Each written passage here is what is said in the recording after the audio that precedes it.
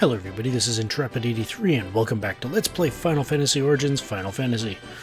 Alright, so it is time to go searching for this Mount Gulg, and I believe the sages said it was west of Crescent Lake, so let's see, we got, well, if we go all the way over here, that's Alfheim, so I guess probably either here or here. So judging from what the rivers look like on the map here, it looks like our closest bet would be this one, and if it's not that one, then I guess we'll have to backtrack and check out this one. But first of all, let's see if we can get here first. So let's see what the route says. So pretty much just follow the river, and there'll be a T intersection, turn right, and just follow like a jig-jaggy thing, and then turn left, and looks like that should take us right there. So let's start on our journey, shall we? Pardon me. Alrighty, and two new enemies, and just to clarify my own confusion from, I guess, an episode 2 ago, the rivers in the northern continent and in the southern continent in the PlayStation version, they are identical. In other words, we can run into the White Crocs down here as well, so keep your eyes open for them, and be warned, yeah. In the NES version, that is not the case. The White Crocs and tough enemies like that only appear in the northern continent. So, in this case, we've got to deal with all of them. So, alright, so we got the Hydra and the Crocodile. So, let's see. The Crocodile has 184 hit points, 84 attack, 16 defense, and 103 magic defense, weak to bolt, strong to fire, and quake. So, let's see. Let's send these guys after the 3 Crocs. And the Hydra, I'll go into that in a second. Let's get the gauntlets going as well. The Hydra has 212 hit points, 60 attack, 10 defense, 116 magic defense, and they are weak to bolt as well. So, there we go. The gauntlets should... oh, wow. That magic defense really paid off for the Hydra there. Alright. Now, with that taken care of, let's just use healing staff, I guess.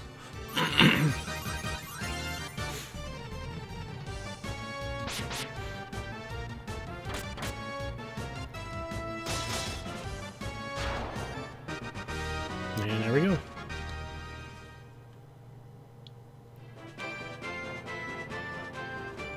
Alright, west. And if you were to follow the rivers on the overworld map, you'd actually notice that this river, if you continue taking it west, when you get to the end, it will actually eventually lead you to Alfheim. So, point of interest there. So north. And a bit of a jijig. Well, there's only one way to go here, so...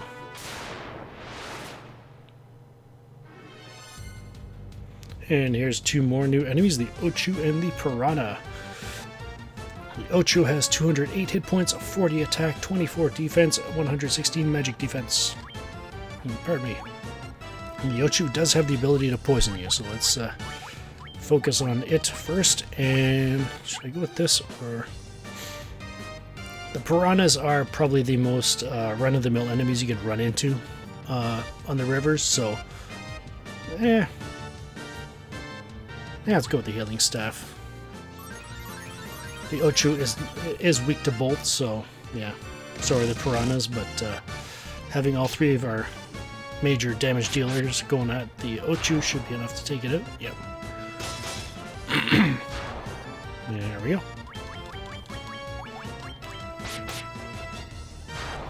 Nice.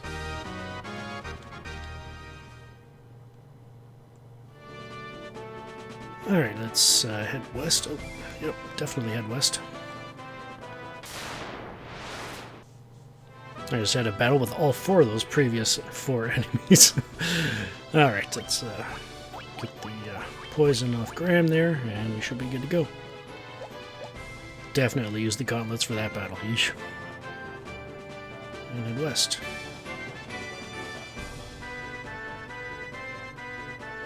Is this it? Alright, let's run into some goblin guards and werewolves there. And this definitely looks like a volcano. Alright, what do we need to do here? Didn't use any spell charges, so I don't think I need to use a cottage at all, so I guess just use a couple of sleeping bags, I guess.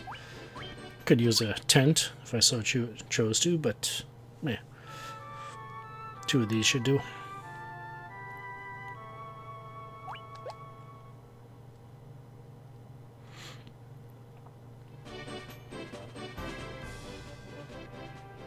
And 1 more should do it.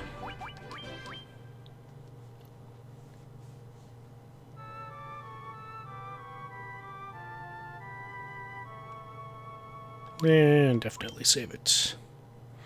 Now that we're here.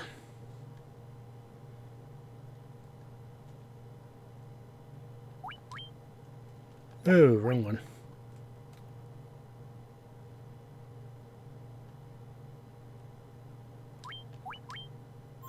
I almost thought I loaded up the wrong save file. Hang on, I'm going to check my magic just to be sure. Or if that was just the case of the cursor going to the default location, and it looks like we might be okay. Okay, phew, alright. Anyways, a little bit of pause there. Alright, let's check this place out. Moltgall, already. Yeah, there's definitely lava here, so this might be the right place before we're looking for the fire fiend. Anyways, in this place, we have something new to add to our repertoire of things to watch out for.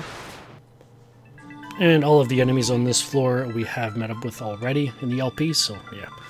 Alright, if you walk on this stuff, it hurts you. Well, because, well, it is lava. And I believe for every step you take on it, you lose 1 hit point. So just keep that in mind as you're going through this place, that if you leave a battle at full health and you walk through some of that stuff, just remember you're not at full health anymore. So yeah. Alright, let's go. And because of that lava, whatever you want to call it. Yeesh, I mean, I know we're entering, you know, the slumbering place of the fire fiend, but the number of sphinxes I've run into so far, you'd think we're descending into King Tut's tomb. But anyways, to finish my thought from before that battle, because of this lava, the healing staff is definitely going to be very useful here. So, alright. We want to go left.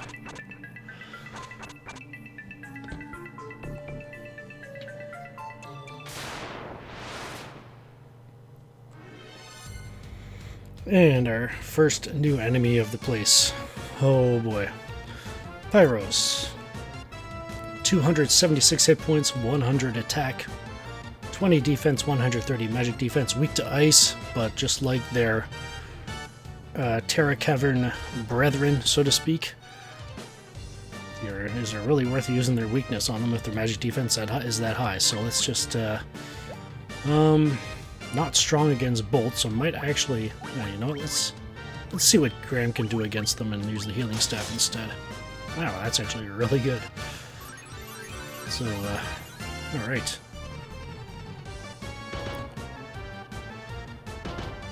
That ice brand is really useful on Graham. If only we had another one for Wesley.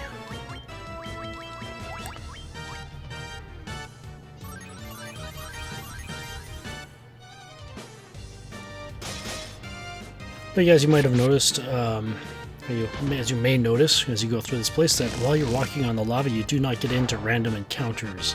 It's another thing you can keep in mind as well. But also keep in mind that as you go through the lava, your health is continually being drained, which means eventually you probably, if you don't want to use up spell charges or anything like that, it might be a good idea to get into a battle just so you can use the heal staff for a few rounds. But yeah, so and here we got 1520 gil. I elected to use the gauntlets that time instead of the heal staff, so let's see. Probably definitely will not be using Fire 1 in this place, so let's... do I want to bump this up to...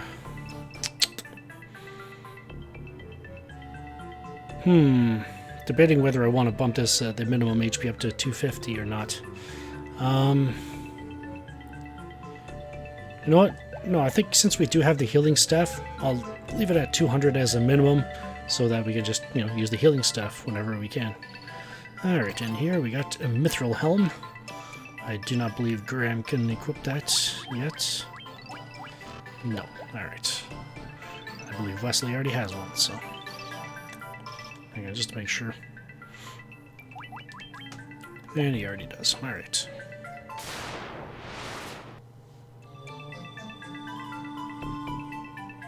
Let's go this way first.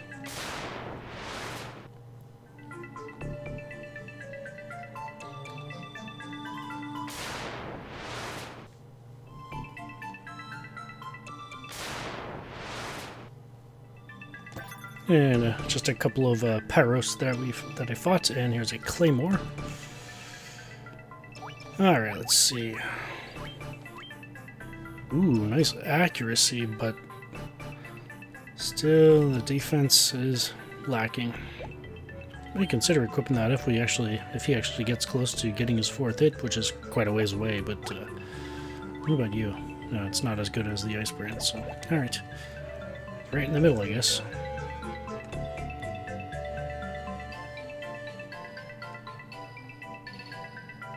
There is one more thing I want to mention while we're here. And it has to do with the healing staff, but that Fire 2 spell freaking hurts!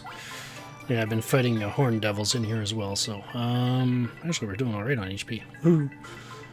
Just took out a lot of HP out of Graham and Wesley, though. Right, and here we got 4150 gil. And as for that one thing I want to mention, I'm going to wait until the next new enemy we run into.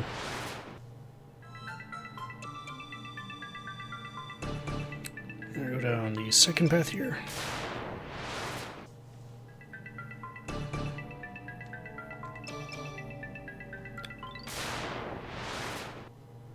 Alright, and we just gained another level, and we got 750 gil. And 795 gil, alright. Nice, level 18. This looks like Zell's on his way to getting his, I guess his 6th hit? Even Thor is getting close to his 2nd hit, but there we go.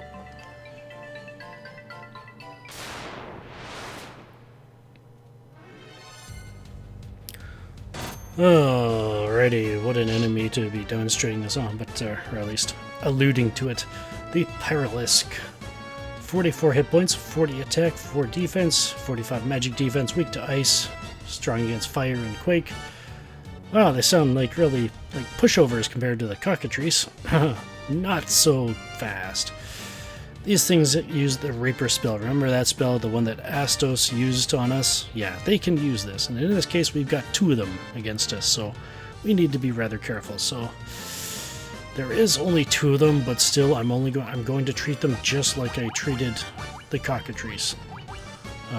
That I may have well, these 2 run and have Thor use the healing staff just to get some healing in as well. Yeah, I don't want to face any enemies that have the instant death until I've got ways to protect it against it, kind of thing. And I realized I just forgot to mention what I was intending to show, but oh well. Enemies with instant death spells can do that to me. Alright.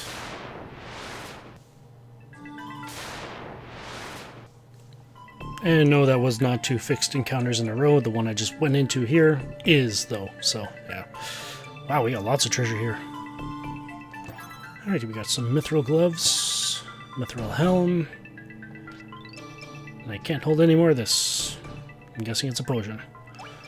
Alright, let's see. Potion, who needs it? Give it to Wesley, I guess. I mean, he's the furthest from maximum. There we go. And we got a tent. 1975 gil. And a new enemy, the lava worm. Alright, so the thing I was intending to show before I got flabbergasted by the Pyralisk is that should you have had you decided to equip the healing staff on Thor, well, when we got it, in the NES version in particular, simply because your inventory space in that version of the game is rather limited. I believe 4 weapon slots for each character and 4 armor slots for each character, so yeah, heavily limited compared to what we've got access to here. If you had chosen to well, I guess it doesn't really apply to this because this is actually kind of interesting. The interesting thing is that if you decided to equip it in this version of the game, I guess, you can actually still use it. The only person that can use it, though, is the one that has it equipped. So if I'd equipped it on Thor, I just have to press up at the item screen and it would come up like this, and I could use that. But I think I was expecting a confirmation there, but I guess not. But yeah, so you can still use items while you have them equipped, but in the NES version, I don't know why I mentioned that, it's just the fact that your entire inventory shows up in the item screen. So, oh well. Yeah, so the Lava Worm had 280 hit points, 100 attack, 31 defense, 143 magic defense, weak to ice. But the one thing I probably should have mentioned is that they do have a rather deadly spell in Quake. Earthquake. I think it's either Quake or Earthquake that they call it in this game. Obviously, it's instant death. It's basically just opens up and swallows your party. So, and I don't know why I didn't try to run from that battle, because fixed encounters, you can actually run from battles in those. So, yeah. I learned that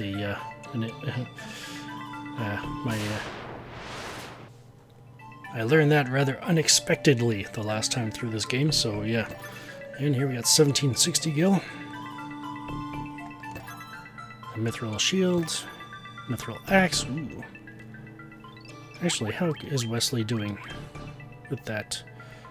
No, I'm actually going to equip it on him. It doesn't do much for his accuracy, but it does give him a bit more attack, so I'll equip that on him for now. Just to make sure I don't drop the mithril sword. And looks like we might have another potion here. Alright.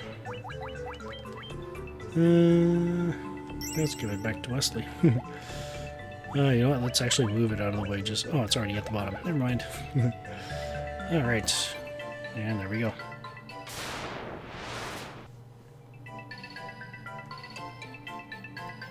Let's avoid that fight, shall we?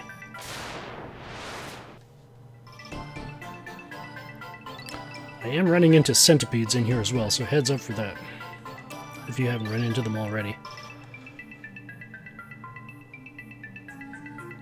Alrighty. And that's all the treasure on this floor. Oh, hello. Head east.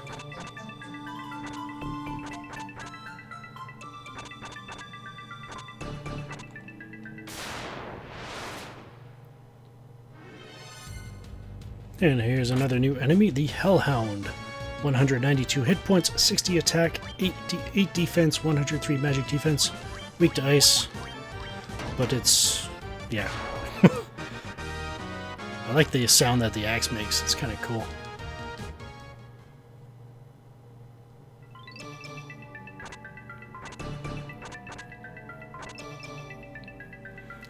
Oh boy, this floor is interesting. It's all lava with the exception of a few spots around, I guess, pillars in the room. So yeah, let's go.